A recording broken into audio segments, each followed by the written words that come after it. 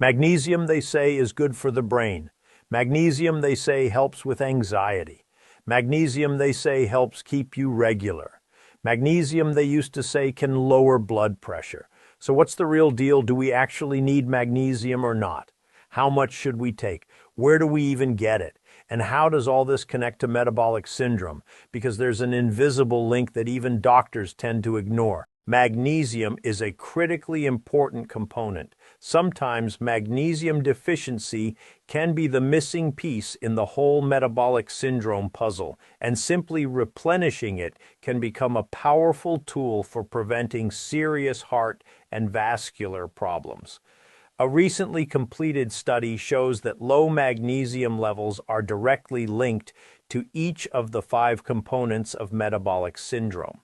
This mineral, which is often overlooked, is a key component in more than 600 enzymatic reactions in the body, including those that regulate both blood sugar and blood pressure.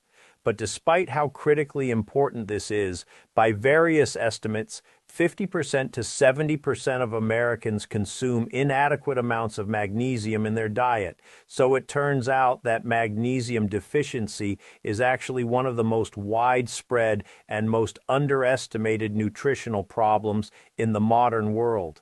And this isn't even vitamin D we're talking about here. But what does metabolic syndrome have to do with magnesium anyway? Let me clarify. Metabolic syndrome isn't really a disease, although many doctors consider it one.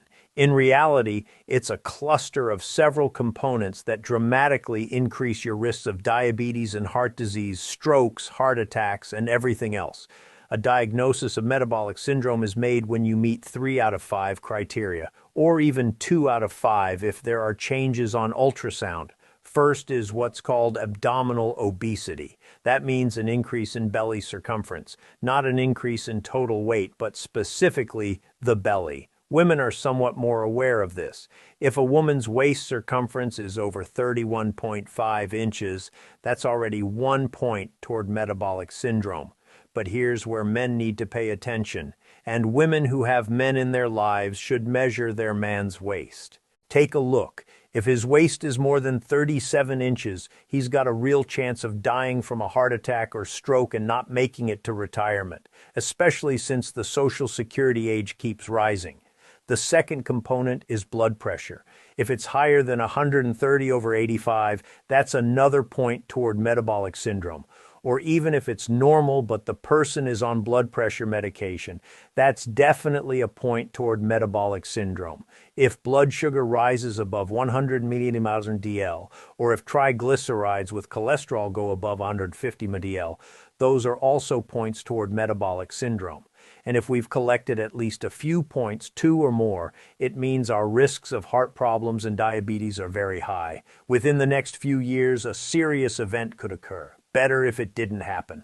But it's important to remember that magnesium is involved in all these processes, and magnesium deficiency loosens and disrupts precisely those fine control mechanisms that lead to metabolic syndrome. So how does this work? Well, first, insulin resistance. It's like this. Cells don't perceive the signal from insulin, and magnesium is critically important for insulin receptors to actually function. If there's not enough magnesium, the signal into the cell becomes weak, and cells become deaf to insulin. Glucose can't get inside them and stays in the blood, causing elevated blood sugar. With blood pressure, magnesium is also actually involved in this process. It acts as a natural calcium channel blocker. There are pills for blood pressure called calcium channel blockers. They're prescribed for high blood pressure. And magnesium also relaxes blood vessel walls, helps them dilate and lower pressure. It even suppresses the action of angiotensin II, which constricts blood vessels. That's why magnesium has a natural anti-hypertensive effect too. And of course, there's the cholesterol and lipid profile. When there's enough magnesium, there's more beneficial cholesterol, the so-called high-density kind. And magnesium helps lower triglyceride levels. Plus, it fights inflammation because magnesium reduces C-reactive protein levels. And if there's not enough magnesium, then C-reactive protein and other markers of systemic inflammation increase. Furthermore, magnesium turns out to be necessary even for activating vitamin D, because vitamin D is synthesized in our skin under the influence of ultraviolet light, by the way, from cholesterol, but it's synthesized in an inactive form. To activate vitamin D, you need magnesium in the liver and kidneys. Without adequate magnesium levels, a person can guzzle vitamin D and there will be no effect. That's why, indeed, you may have noticed many people take vitamin D and say, "But mine is still low." That's a reason to check whether they have adequate magnesium. Many studies have been conducted on this topic, and it turns out the numbers don't lie. Studies all reference large meta-analyses and major observational research showing an inverse correlation. The less magnesium we consume, the higher the risks of metabolic syndrome. In regions where people on average consume little magnesium, they have lots of heart problems. And in those regions, cities, and areas where enough magnesium is consumed, they have fewer heart problems. Even if we increase magnesium consumption by just an additional 100 milligrams per day, the risk of developing metabolic syndrome drops by 15%. I think those are very impressive numbers. Write in the comments, by the way, what do you think? Are those impressive numbers? Just 100 milligrams of magnesium per day and risks for heart disease and metabolic syndrome drop by 15%. That's almost 1/6. Adequate magnesium intake is associated with, first, healthier cholesterol and lipid markers, a 10% reduction in risk of high blood pressure, and a 15–20% reduction in diabetes risk. But then a reasonable question arises. Why don't we have enough magnesium? Well, there's an answer to that question too. First, it's the soil, because modern agricultural methods lead to reduced magnesium in the soil, which means there's less magnesium in vegetables and grains too. So, of course, you need to carefully select the plant products you eat and choose those grown in favorable conditions. The second reason is the refined diet, because during the cleaning and processing of products, we very often lose magnesium. For example, take white refined flour that all the baked goods in the world are made from. It retains only about 20% of the original magnesium content. That means we lose 80% of magnesium compared to whole grain flour, because most of the magnesium was in the bran, of course, so a lot is lost, and of course water sometimes contains magnesium. But we filter all our water now, so our water after the filter also comes out without magnesium. And the third reason, also very important by the way, is the wrong ratio of calcium to magnesium consumption. The ideal ratio should be 2:1. 2 parts calcium, 1 part magnesium. If this ratio is disrupted, magnesium is absorbed worse, and also many people drink soda, and it contains phosphoric acid and other components that interfere with magnesium absorption. So if you drink soda, definitely go check whether your magnesium is okay or not. It might have run out long ago. There's another additional factor, but this applies to those who have issues with bowel movements. For example, if a person doesn't go to the bathroom regularly, the amount of magnesium they absorb automatically decreases due to having the wrong gut flora, or because we don't have time to absorb that magnesium if things are moving too fast. And then there are people who are on stomach pills and take long-term medications, so-called proton pump inhibitors like Nexium, Prilosec, Prevacid, and the like. So what can we do to increase magnesium levels? Well, of course, eat more of it. We have several foods that are high in magnesium. For example, pumpkin seeds. Pumpkin seeds, many people love them and many don't. First of all, they're high in fiber, which is generally good for the gut, but they're also high in magnesium. Take a small portion of pumpkin seeds, just 1 ounce, about 30 grams, and it already has 160 milligrams of magnesium. In 1 ounce of seeds, 160 milligrams of magnesium. Is that good or bad? That's a substantial amount. Take some other nuts. Almonds, cashews, Brazil nuts. Eat a small 1 ounce portion and get another 80 milligrams of magnesium. The most pleasant option is probably dark chocolate.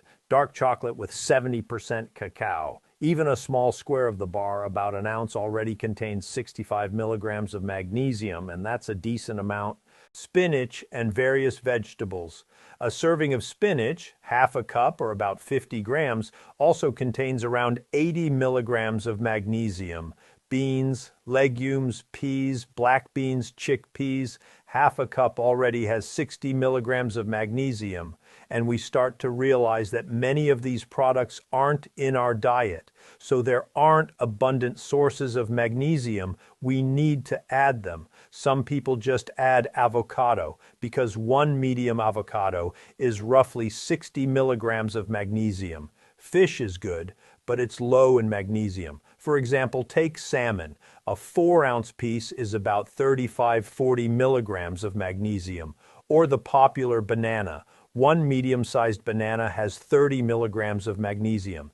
Is that a lot or a little? Let's compare. The recommended daily allowance is approximately 420 milligrams of magnesium for men and 320 milligrams for women. Now figure out how much fish or bananas or avocado you'd need to eat to meet that standard. So it's better to add foods that actually have a lot of magnesium. Or you can use supplements. If you've decided to take supplements first, it would be good to consult with a doctor on this topic. We currently have 4 forms of magnesium. There's magnesium citrate. It's well absorbed, of course, but has a bit of a laxative effect. So for those with digestive issues, it's probably not the best choice. The best choice for digestive issues is to work with a gastroenterologist. There's another form, magnesium glycinate. It's well absorbed, doesn't affect bowel movements, but mostly goes to the nervous system and is recommended specifically for stress and improving sleep. Magnesium malate, also a good form, but usually used for fighting fatigue or muscle pain. And magnesium oxide. It's actually poorly absorbed, probably the worst of all, but it's good for fighting heartburn, which is why it's found in antacid medications.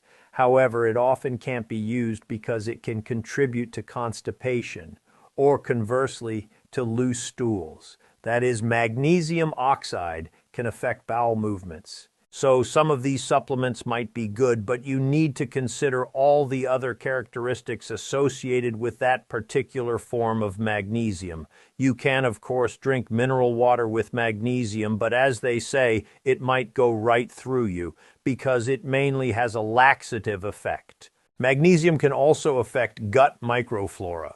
Additional new data from recently completed studies show that when our magnesium levels are adequate, it promotes better, healthier development of microflora in the gut. And some bacteria can even help create conditions for magnesium to be better absorbed. That is, we feed them magnesium and they help us convert magnesium into the needed form. Magnesium is also connected to stress. We know that chronic stress depletes magnesium stores in the body, and magnesium deficiency increases sensitivity to stress, creating a vicious cycle. If there's no magnesium, we stress more, and if there's no magnesium, our susceptibility to stress increases. So we stress more, and that completely depletes magnesium stores. That's why for stress, magnesium is usually taken along with B vitamins.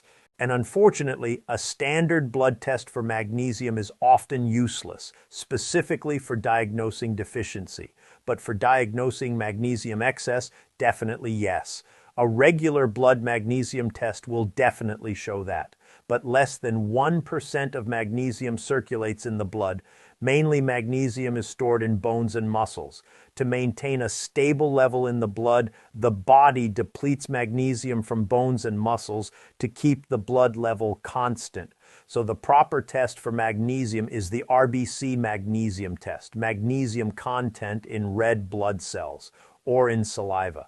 And by the way, magnesium can also interact with certain medications and get used up that way. For example, bisphosphonates used for treating osteoporosis or certain antibiotics. This drug interaction between medication and supplement, between medication and food, between magnesium and other medications always needs to be discussed with a doctor, especially if you're regularly taking any medications. So let's draw a conclusion. Magnesium is an important component. Replenishing magnesium deficiency is probably necessary if you have one, but it's not a cure-all. It won't fix everything, but nevertheless, magnesium deficiency, and probably this is the simplest way to influence the fundamental mechanism of metabolic syndrome development and help restore health and reduce all risks. And traditionally, a provocative question. If there were some maximally cheap and maximally safe magnesium supplement that could reduce the risk of diabetes, the risk of heart attack, the risk of stroke, even by just 10%, what do you think? Should it be recommended to every adult like how they currently recommend eating less salt? Or maybe it should be recommended to everyone like iodized salt to prevent thyroid problems? Or maybe magnesium should be added to all salt in general?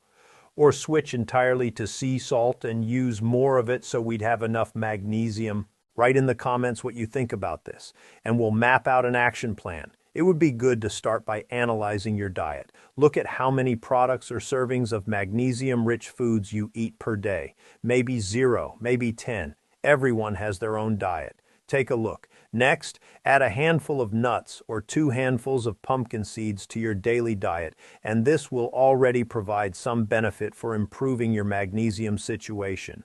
Think about whether to take magnesium supplements.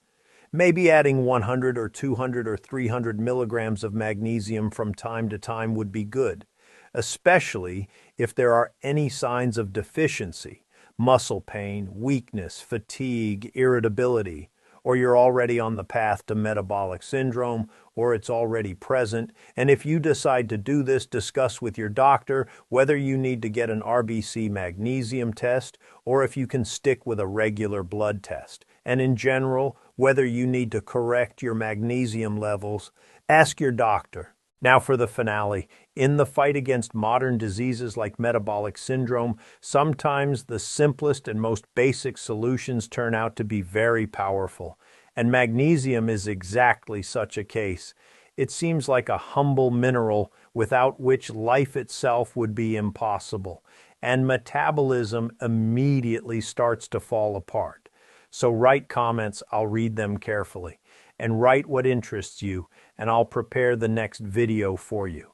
And if you didn't know this about magnesium and you have friends who take magnesium, share this video with them. I think it will be useful.